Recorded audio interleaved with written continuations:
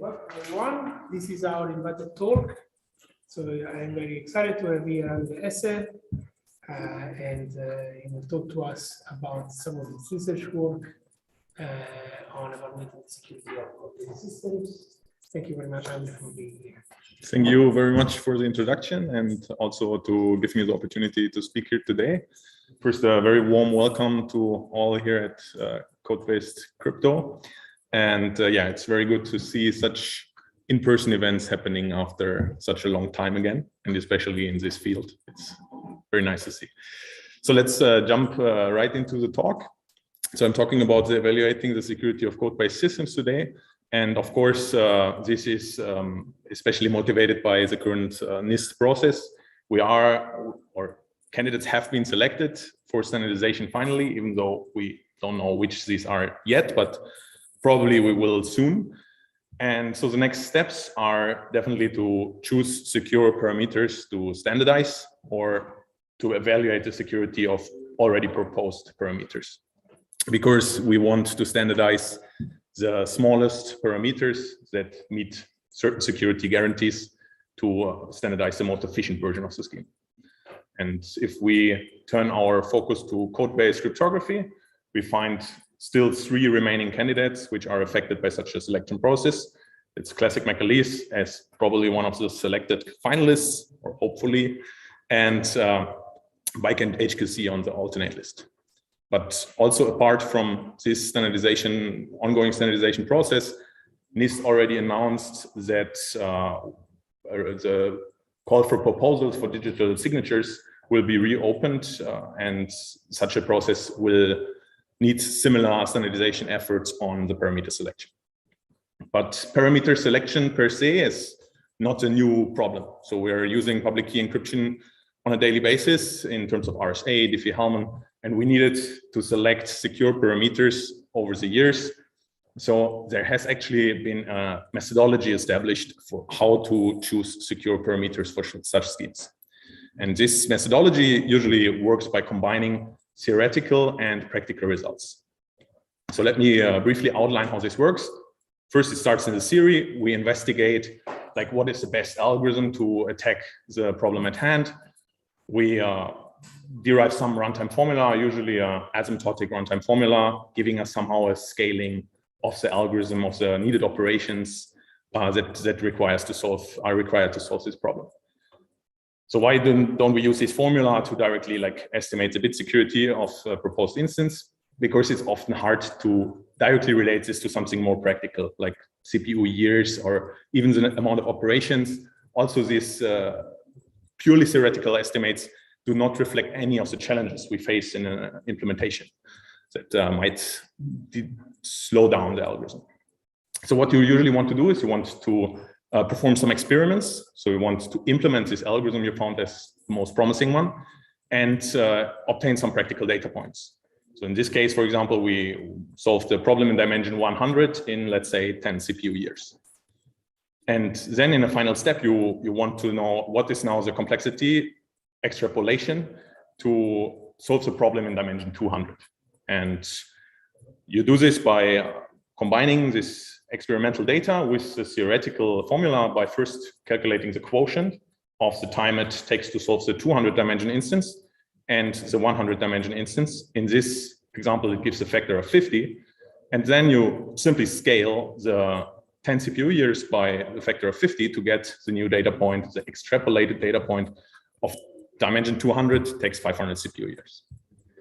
Of course, such an extrapolation is not perfect. It introduces uncertainties, it inherits uncertainties, but it is somehow the best we can get. And if you ask how to increase the accuracy of such an extrapolation, there are plenty of ways to do this, but some or 2 straightforward ones are either increasing the size of the experiments, somehow closing the gap between the start and end point of the extrapolation. The smaller the gap, the less uncertainty we can introduce. Or we target this runtime formula. Usually, if you find a more accurate way to estimate the number of needed operations, the more accurate gets your extrapolation. This is roughly how the extrapolation methodology works. And in this talk, we first are going to have a look on RSA as an example and see how this methodology was applied over the years to select parameters. And then we will switch to code-based crypto and have a look how well code-based crypto could adapt to this methodology over the last years to finally derive the level of confidence that we have in parameter selection today, and what are open challenges, what remains to be done. Let's start with the RSA selection with the RSA example. So this timeline starts in 1987 because in 1988 an algorithm was introduced today known as a special number field sieve, which was kind of a breakthrough in factoring special kinds of integers. And it was further developed by Lenstra, Maness, and Pollard in a year later. But this algorithm could not be applied to factor RSA modules. Just to make sure we're all on the same page, RSA is based on the hardness of factoring RSA modules, which are the product of two large primes. And it took a few years until this algorithm was generalized to something today known as a number field sieve, or general number field sieve, which could actually be applied to general integers.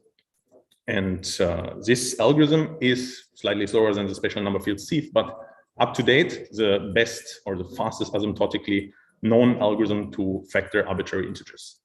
And this does not mean we haven't seen any improvements on these algorithms over the years, but these improvements are usually of practical natures. So they improve polynomial factors, constant terms, or second order terms.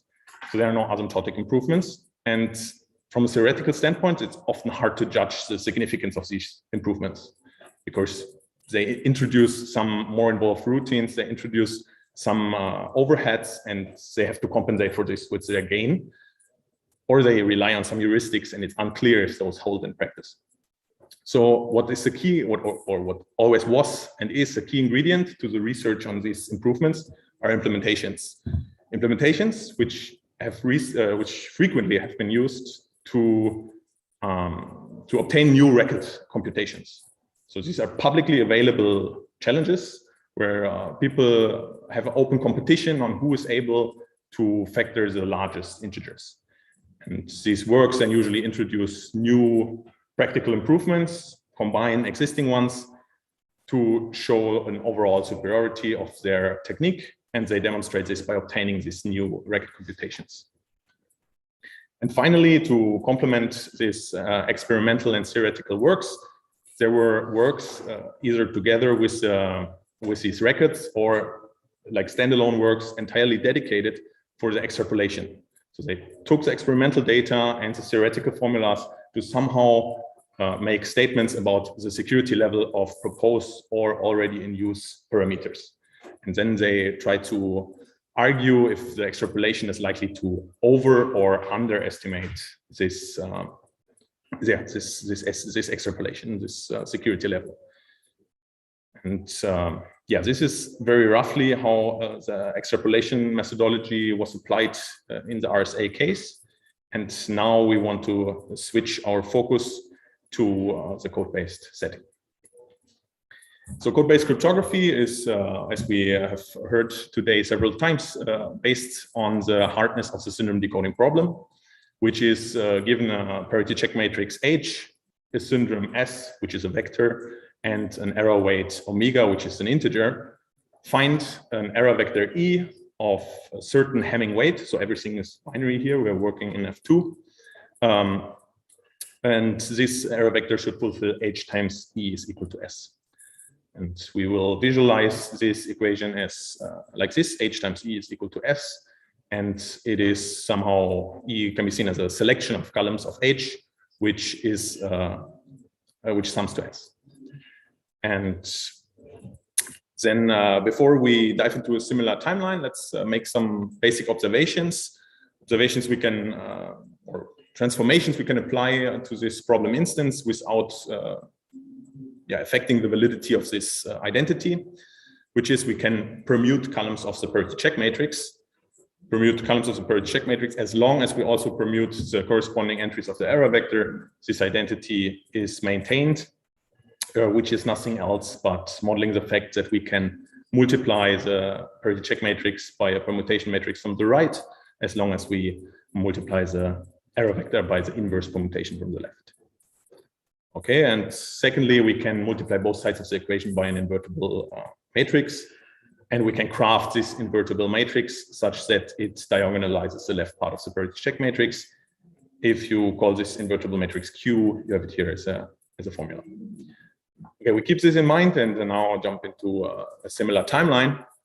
A similar timeline starting in 1961, because in 1962, we have an algorithm by Prange, which is the first algorithm of a class of algorithms known as information set decoding algorithms. And up to date, it is the tool in assessing the security of code-based systems. How does the algorithm by Prange work? So we have here our permuted and diagonalized instance, and we see that the error vector here is actually multiplied by inverse permutation, which is nothing else but applying a permutation to the error vector. So in the following, we will assume or hope that this permutation distributes the weight on the error, such that we have weight omega minus p on the first part, which corresponds to this identity part, and weight p on the second part. And now Prange's algorithm, or maybe first we can rewrite this identity, this visual identity here as E1 plus H prime times E2 is equal to S prime. And now Prange's algorithm assumes that P is equal to 0, or hopes for P equal to 0, which simplifies the identity to E1 is equal to S prime. And how do we now from there solve the problem? Prange just starts by randomly choosing a permutation and diagonalizing this parity check instance to arrive at something that we see on the left. Yeah, left. And then it simply checks the weight of S prime, which is nothing else but checking the weight of E1. And if everything behaves as shown in the graphic, then it should be equal to omega. So we found E1, we can undo the permutation, and we're done. If this weight check does not succeed, we simply start in step 1 with a random permutation. This is how Prange's algorithm works. And after the introduction of Prange's algorithm, we have a long stream of practical improvements, if any. Just a little disclaimer, I'm not putting all asymptotic improvements on this timeline, but those that fulfill my purpose. Inside of this practical stream of improvements, we find 2 asymptotic improvements made by Stern and Dumer. And these improvements, they extend Prange's algorithm by a kind of enumeration strategy. And by a meet-in-the-middle enumeration strategy, and we will just look into Stern's algorithm to get a feeling how this works. Dumer's algorithm works quite similar. So Stern's algorithm, here we have the identity from before, H prime times E2 is equal to S prime plus E1, just E1 moved to the other side of the equation. And visually we have it like this. And we remember that we were assuming that E2 is of weight P and E1 of weight omega minus P. And Prange's algorithm, we're now hoping for P equal to 0 to directly compute E1, and then it's done. But note that even if P is not 0, if we know E2, then we can always compute E1 and do a similar weight check. And if this weight check is fulfilled, we can just undo the permutation and we're done. So the question is just how, if we not choose P equal to 0, what Stern's algorithm is doing, so P is greater than 0, how do we find E2? We find it by a meet-in-the-middle strategy. So we hope for a weight distribution P over 2 on both sides of E2, label those X and Y, split the matrix accordingly, and move the dependence of X and Y on different sides of the equation. And then we could basically apply a normal meet-in-the-middle strategy if we wouldn't have this E1 dependence there, because we don't know E1, so we need a little trick. What's the trick? We basically work on a projection of the coordinates. In this case, for example, the last L coordinates of all vectors and matrices here. And then we hope that on the projection E1 is 0. And if this is the case, we can simply apply a normal meet in the middle attack. So meaning we compute two lists, one including H1 times X and one including H2 times Y plus S prime.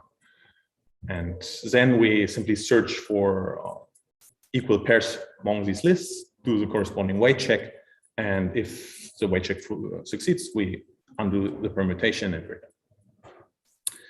Of course, we need to loop over multiple such projections because we don't know such a projection a priori. And then, yeah, we loop over so many that we might expect to have found one if the initial permutation was correct. Otherwise, we start over with a new permutation, as in the case of Prange's algorithm. This is how we extend Prange's algorithm by enumeration strategy. And so the algorithm by Stern and Dumer that were introduced in the late 80s, in the beginning of the 90s. After this, we find a long stream of only practical improvements, meaning second order terms, polynomial factors, constant terms. But it took actually till the year of 2008 until we find the first meaningful implementation work, which were by Bernstein, Lange, and Peters. They took a more practical approach by implementing a very efficient version of Stern's algorithm. And yeah, they had a strong focus on implementation level improvements, like also polynomial factor improvements, and were then able, by their efficient implementation, to set a new record computation by breaking instance that followed the parameters of the initially proposed parameters from the Macaulay scheme. Initially proposed together with the scheme in 1978. And shortly after this, we find more asymptotic improvements by Mai-Meurer-Thomé, by Becker, Zhu, Mai-Meurer, by Mai and Otzerov, and finally by Bose and Mai. And all these asymptotic improvements are targeting this enumeration step. So they try to, or say, actually improve this meet in the middle strategy. How do they do this? They do this by exchanging or not splitting E2 in the sum of two addends, but multiple ones. In this example, 4, some of them 8, 16, and so forth. And then they construct kind of a search tree, a binary search tree, where the lowest level contains lists similar to the meet in the middle. And then you combine two lists at a time. So how you combine those lists and which elements survive such a matching routine depends strongly on the algorithm. So usually they all work on projections as before. Some of them use exact matching, as in the case of Stern. Some of them use more involved nearest neighbor search. But all of them have in common that they finally want to compute the root of this tree, where they then will find E2. And yeah, if the permutation was correct in the beginning. And the algorithm by Bose and Mai was introduced in the year of 2018. And 1 year before, in the year of 2017, we find the initial NIST call. And 1 year before that, in 2016, we find a result by Cantor-Torres and Sendrier, which actually formalized something that was observed far earlier, which is related to the very low weight of the instances we find, the synonym decoding instances we find for code-based crypto. And so this observation was that these ISD improvements, which came after Prange, which the ones that somehow rely on enumeration strategies, they seem to get less effective the smaller the error weight gets. And just to give you some intuition for this, here's this vector, this permuted vector, and we were hoping for a weight distribution of omega minus p and p. More precisely, Prange were hoping for omega and 0. And if omega is very large, then the probability that at least some of the weight lands on the right side is pretty high. And the smaller it gets, the more likely it becomes that you actually have such a weight distribution. Of course, this is a simplified view, but you get my point. And if we formalize this, then you can say as long as the weight is a constant fraction of the code length, in these cases, you find these asymptotic improvements that were shown in the timeline are actually asymptotic improvements. So they improve the asymptotic running time. But in the case of sublinear error weight, which is actually the case for McAleese using n over log n or bike at HQC using square root of n, we get at most second order term improvements. Why at most? Because all these algorithms use more involved routines, search trees, this nearest neighbor search, and all these things, they come at a price, and it's unclear if they can compensate for this overhead. So what does this mean for our timeline here? It basically means that all these asymptotic improvements are actually practical improvements. So we have a long line of practical improvements. And if you want to draw an analogy to the RSA case, then Prange is somehow our number field sieve. And then we have a long stream of practical improvements. But in comparison to the RSA case, we're somehow missing all these implementation works that show which of these improvements actually translate to the implementation level, translate to the code-based crypto setting. And yeah, however, what we got are some estimates. Estimates are not to be confused with extrapolations.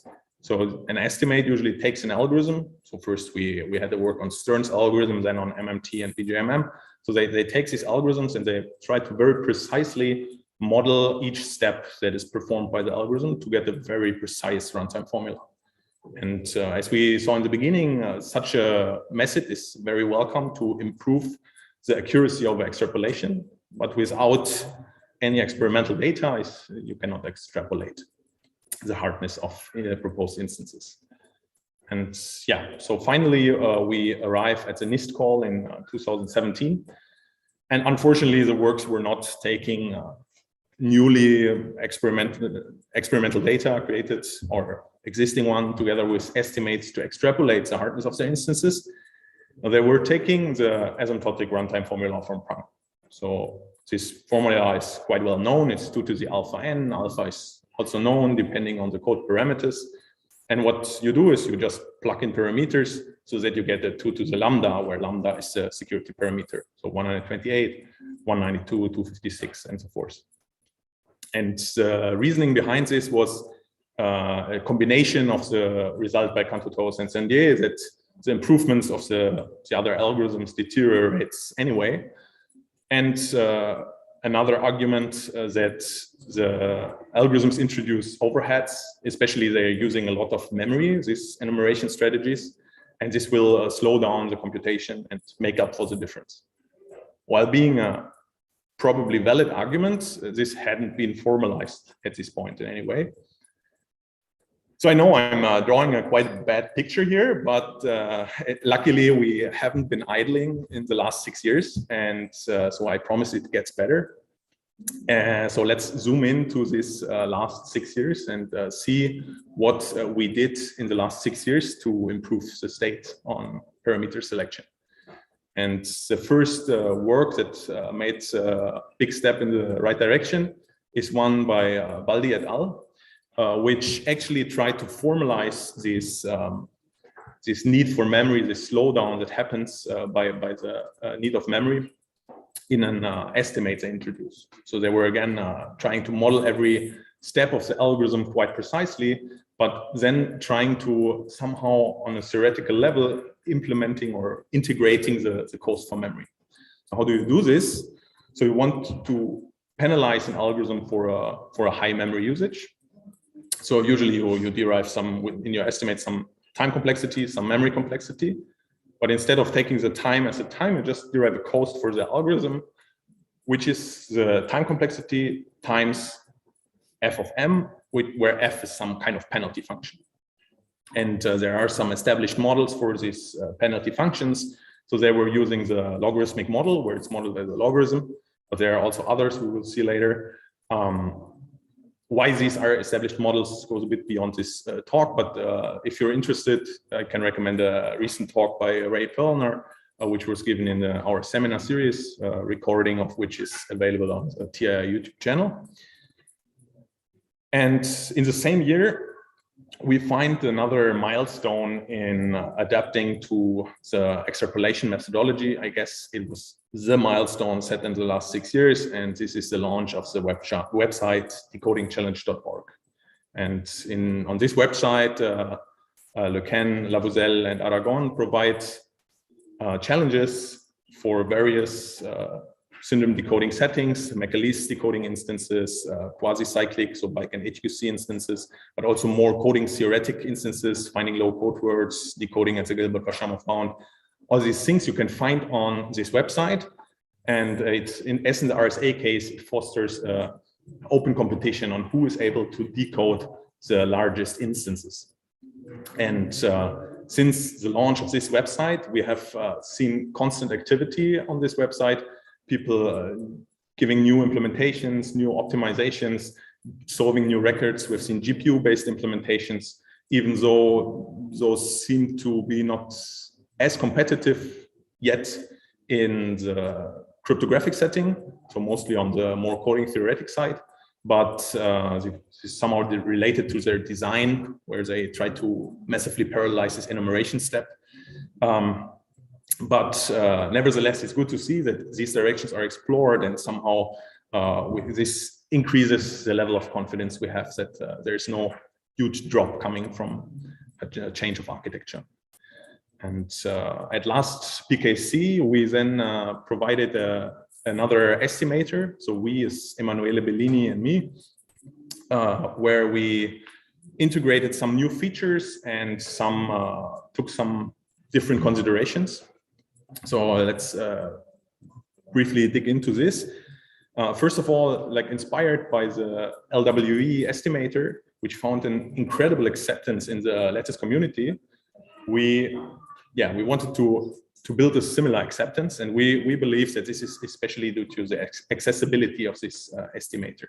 So it is written in Python, so did we, and provided as an open source Python module. And talking about the accessibility, I want to use take the opportunity here to announce something we're working on at TII, which is a graphical user interface for such kind of estimators. So yeah, if you can see it, but I'm saying estimators because we're not only working on the synonym decoding estimator, we have also one for the MQ problems going to be published at Africa Crypt, work by Emanuele, Javi, and some other collaborators. And the goal is that if you follow somehow our API design, you will be able to automatically generate such a graphical user interface so that people which, I don't know, are not so familiar with things like Python modules and etc. can use these things on a very easy basis. So you can plug in the parameters of the problem. You have also some specialization hidden under these collapsibles here, like accuracies, memory limits, etc. And once you hit the estimate button, you're provided with a table stating the complexities, and then you can export these as a LaTeX or a PDF to use it. And from a more technical side, in our work, we instead of considering only a subset of the algorithms we've seen on the slide as asymptotic improvements, we tried to consider all, or we considered all of them by slightly tweaking some of their impracticalities, so that we made some tweaks to them to make them more practical, to include them in our estimates. And also we try to not only make the estimator a tool to be used in an extrapolation, but also for finding optimal configurations for your implementation. So let's say you have an implementation, you can plug in a lot of implementation details in this estimator. For example, are you using sorting algorithms or hash maps? What are you considering some specific memory bounds available on your server? You can optimize all the parameters, but also plug in default values if you found like some to be very optimal in your setting. And then, yeah, find the optimal configuration in your setting. And what we also considered are different metrics, especially different memory access models. So we didn't only consider f, this penalty function from before, to be a logarithm, but also a constant, which means basically no memory access calls, or a cube root, or you can plug in custom functions that are considered in the estimation. And in this regard, the biggest observation of this work was basically that the penalty function, heavily influences the security level of proposed parameters. So for this, let us look into the memory consumption of algorithms, of ISD algorithms on Macaleese instances.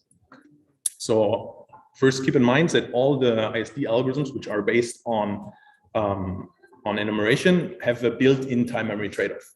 So the enumeration takes some memory to build these lists, but also if you increase the parameter p, the enumeration, there you need more enumeration, you have a higher memory consumption. If you decrease the parameter, you decrease the memory. So the algorithm can somehow decide how much memory it wants to use. And if we're in the constant memory access setting, and we look at the algorithms by BJMM, Stern, and Prange, it's just exemplary algorithms here of different generations. Prange is the initial one, Stern meet in the middle, and BJMM using a search tree construction. We see here a plot of the code length, or the memory consumption plotted over the code length ranging roughly to parameters offering 256 bits of security. And we see that Stern and BJMM use far more memory than Prange. And far more memory usually means also a huge speed up by the enumeration procedure. And so if we change our focus to the logarithmic model, we see that they somehow use a bit less memory, but the overall picture did not change, meaning the enumeration procedure completely compensates for the introduced memory access costs. However, if we now switch our focus to the cube-root memory access setting, things change drastically. So here we see that algorithms try to avoid the use of memory. The memory access cost is far higher than what the enumeration can compensate for. This is in the Macaleese setting where we have roughly an error weight of n over log n. And if we change our focus to the Bike and HQC setting, so the quasi-cyclic setting, things look completely different. Here we see that basically they cannot benefit from enumeration. So these instances cannot benefit from enumeration from the beginning. So even in the constant access model. So also in others, we don't have such a huge gain. And this is basically due to or related to the Canto-Torres and Cendré result that with square root of n, we seem to have reached like a bound where enumeration is not so beneficial anymore. Okay, so we got estimates, we got implementations. So what's basically missing are extrapolations and implementations of algorithms beyond Stern and Dumer, because up to this point, all records that were obtained due to more or less efficient implementations of Stern and Dumer. So in a very recent work, that is Floyd Zweidinger, Alexander Meyer, and me, we provided an implementation of the MMT algorithm. It's the first algorithm which is using this search tree construction, and obtained new record computations and provided some extrapolations. So this work is actually going to be presented here at Eurocrypt, but we got unfortunately a very unpopular slot. It's the last one of the conference. So I think Floyd will forgive me if I give a brief summary of what we did in this work.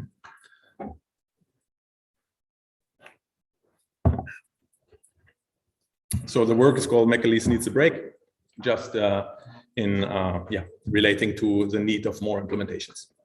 And first of all, we give an efficient implementation of the MMT and BJMM algorithm. So it's the BJMM algorithm is the next algorithm after the MMT one, slightly more involved. It's open source implementation available under this link. And we actually show that the algorithms can compensate for their overhead. So they yield improvements in practice. And we had also a strong focus on constant and fully time improvements here. And using our implementations, we then obtained new record computations. So here are the parameters of the highest instances we were able to solve on decodingchallenge.org. And the time we needed in CPU years. We see we had a clear focus on attacking McAleese instances. And for both records, we use the MMT algorithm. So here the BGMM algorithm did not yield better running times. However, in the McAleese case, we extrapolated the break-even point to roughly 1,400. So our code length of 1,400. So we have our record was in code length 1,284. So that we are not far from seeing records being obtained with the BGMM algorithm in practice. And for the quasi-cyclic setting, as I said, algorithms cannot benefit from the enumeration procedure so well. So we didn't find a break-even point in the foreseeable future. So using our obtained records together with the existing estimates, we then provide extrapolations of the security level of proposed instances. Here we have the example of the McAleese instances.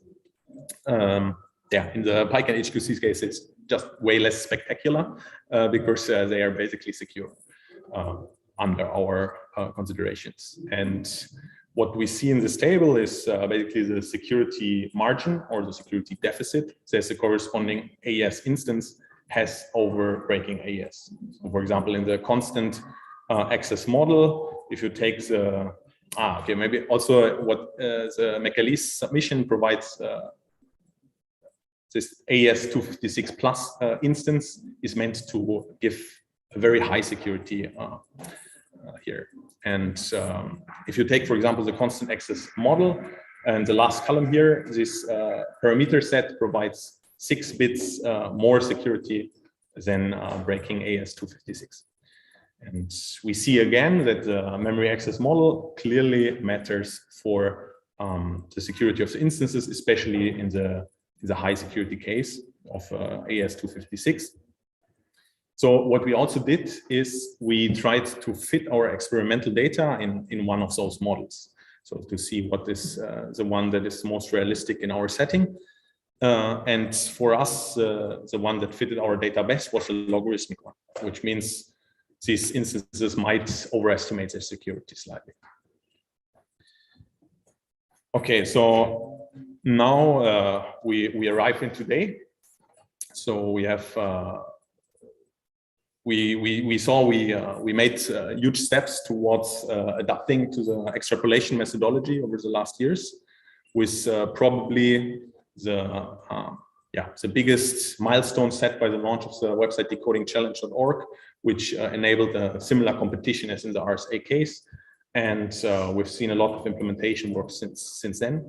And we've also gotten a solid understanding of the hardness of these instances, always plus minus some epsilon, which is always related to the most realistic setting and other factors. And the good thing is that even if we decide that a different setting is more realistic, the data we obtained now by all these implementation works, by the estimates or the estimators, can be used to extrapolate instances in various settings. So we don't need to re-provide these efforts always, but we can use them for further extrapolations. And even though this seems to be a good state that we reached after this 6 years, there's still some work left to do. And this work is especially related, of course, to reduce this uncertainty, to reduce this epsilon. And as we have said in the beginning, like 2 straightforward ways to reduce such an epsilon is either increasing the experiment size, or to get a more accurate runtime formula. But to be honest, on both ends, we reached a pretty good state, I think. Not saying that you shouldn't attack larger instances, please go ahead.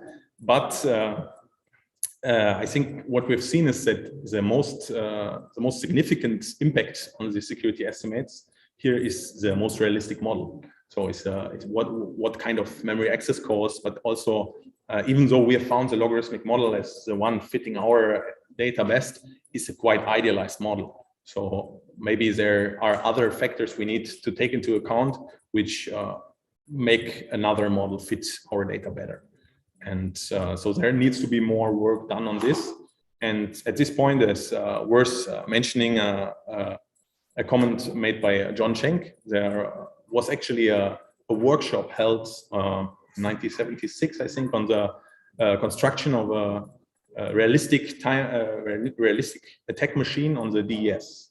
And so this was a very successful workshop to determine like what are actually bit sizes one should choose for DES. The recommendations were not held in the end, so or not taken into the standard, but actually it was quite successful. And he suggested to undergo a similar workshop for attacking PQ crypto.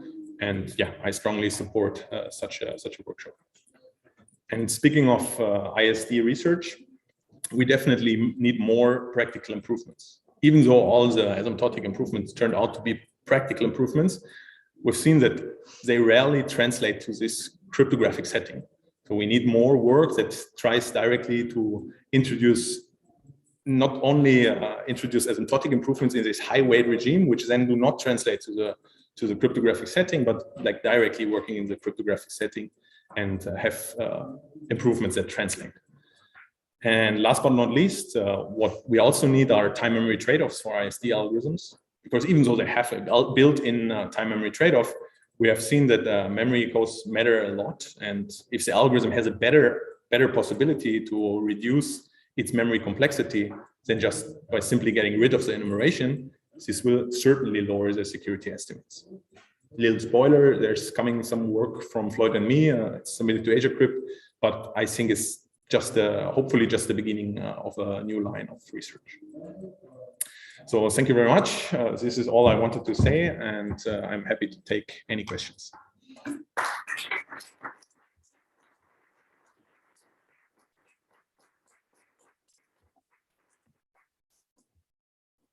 you, Andre.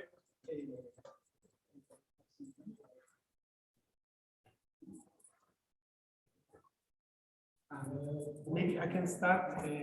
Christophe, let me know if there is something online. I wonder if you could mention a couple of words on the Doom attack. Did you take this into account? Yes, we did take it into account. It's also, I didn't show it here. In the McAleese setting, we obtained actually the highest 2 records, and in the quasi-cyclic one, we obtained the highest 5 records, which is quite a lot because I don't know, but it seemed that the other works before our implementation did not correctly implement this Doom strategy, and so they couldn't obtain this speed up, which is like quite significant in the cases of where you have, I don't know, 1,000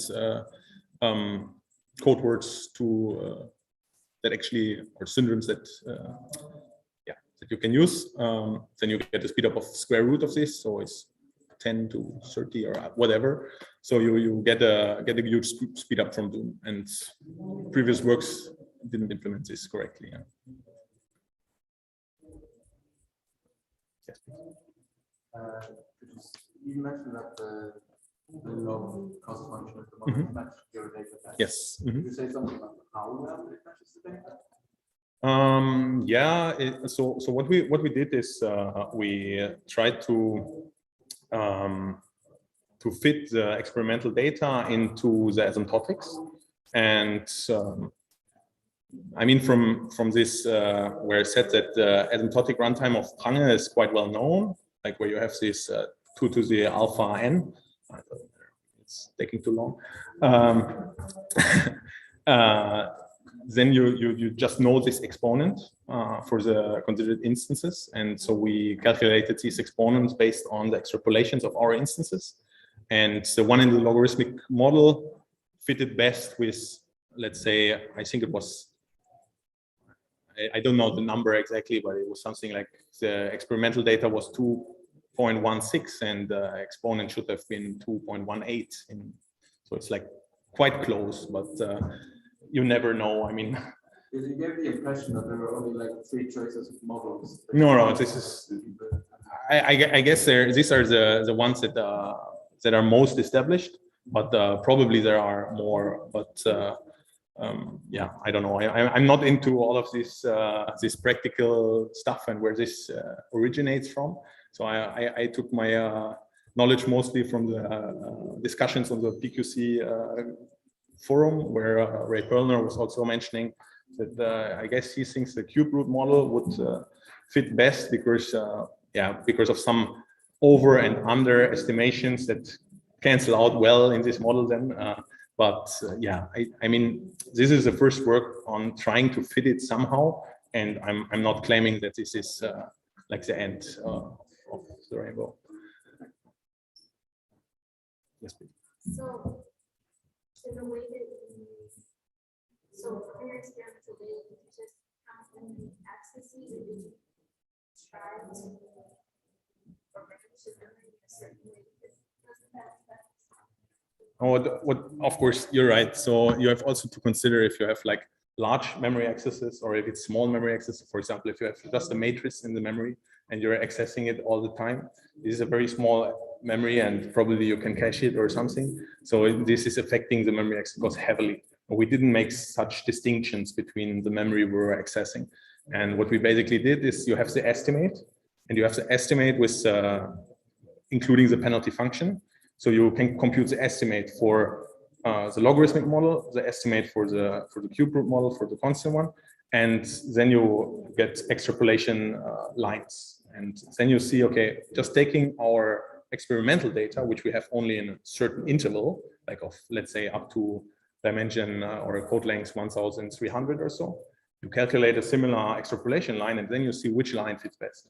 And this line, as I just said, the slope of this line fitted best for the logarithmic model. But of course, you're right. You are neglecting a lot of factors in this. So is this? Well, I mean, do you think that's worth? Or do you think others should try this? With a more precise analysis, and maybe also including more factors that might influence, like the scaling and of the text. Yes, I think this is worth investigating because this is where the security deficit of 25 or something is coming from. And I think taking into account the performance of code-based crypto is always good to keep the parameters low.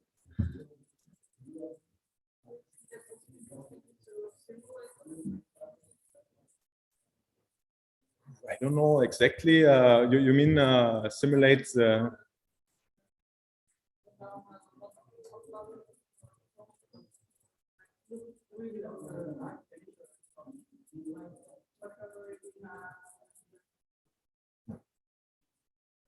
But you're talking about a microcontroller architecture, or you're talking about like a normal CPU? Okay, but I mean, first of all, porting ISD algorithms to like more specialized hardware, I think yes, probably it's worth a try. I think there are some works, some earlier works have done this for Stern and Dumer, but for more recent ISDs, I'm not aware of those. And then like doing similar studies on this like more specialized hardware, I think yes, it's also a pretty good thing. I mean, we've seen this development in the direction of GPUs, but as I said, they try to parallelize the enumeration part, and the smaller the enumeration part gets, the less you can like exploit the heavy parallelization on the graphic card. But I guess if you're working on FPGAs or ASICs, it's a different story.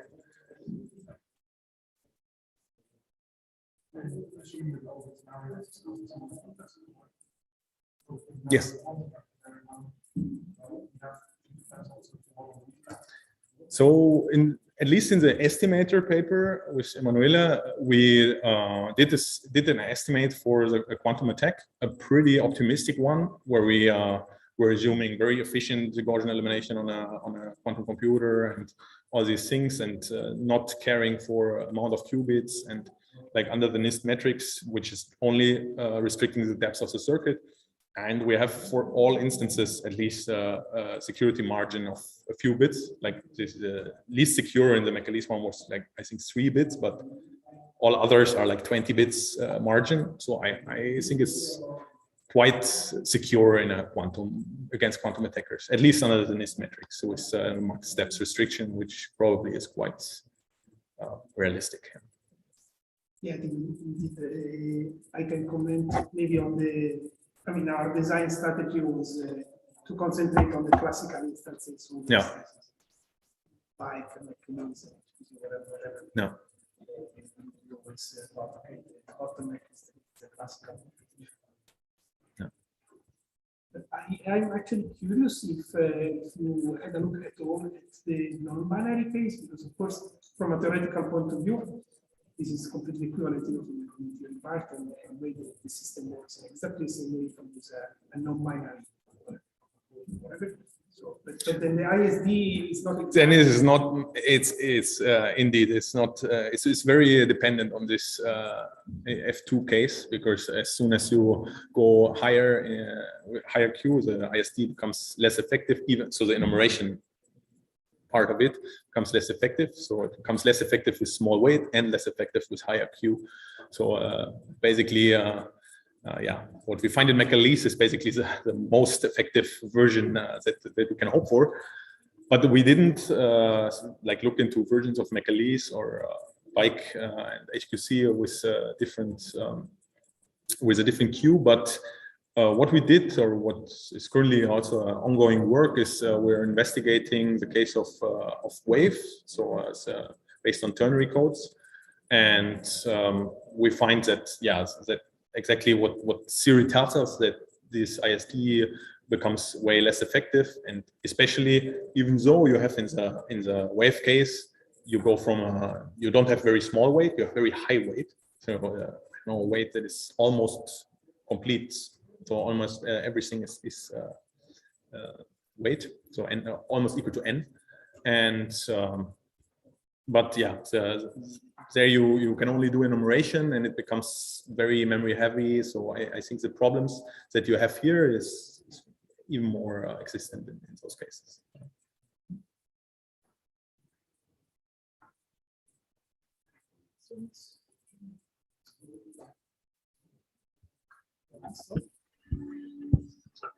No more questions? There are no more questions. I want to thank Andre again for a fantastic talk. Thank you.